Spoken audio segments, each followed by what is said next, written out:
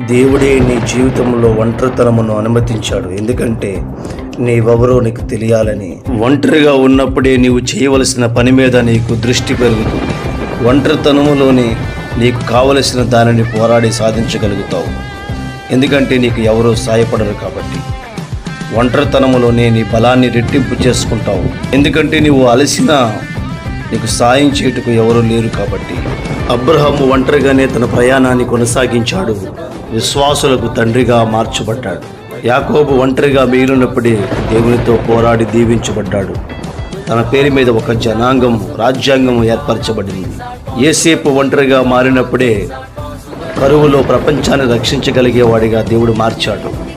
మోషే ఒంటరివాడిగా మారినప్పుడే 60 లక్షల మంది ఇశ్రాయేలు ప్రజలకు నాయకుడిగా మార్చబడ్డాడు. దేవుడు నీతో ఉండి ఉన్నతమైన కార్యాలు చేయుటకు దేవుడే నీ జీవితంలో ఒంటరితనమును అనుమతించాడు. ఇక చూడు, నీ జీవితంలో ఉన్నతమైన కార్యాలు దేవుడు చేయబోతున్నాడు.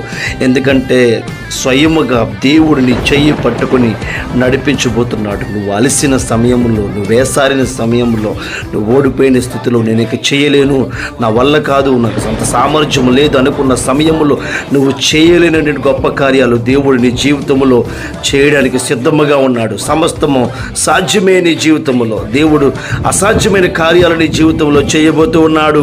ఆమేన్, హల్లెలూయా.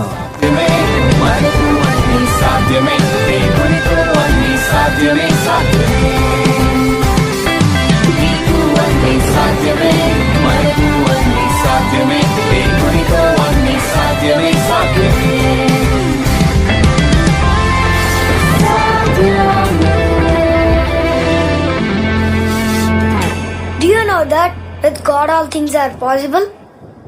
అవును, మన దేవునికి అన్నీ సాధ్యమే.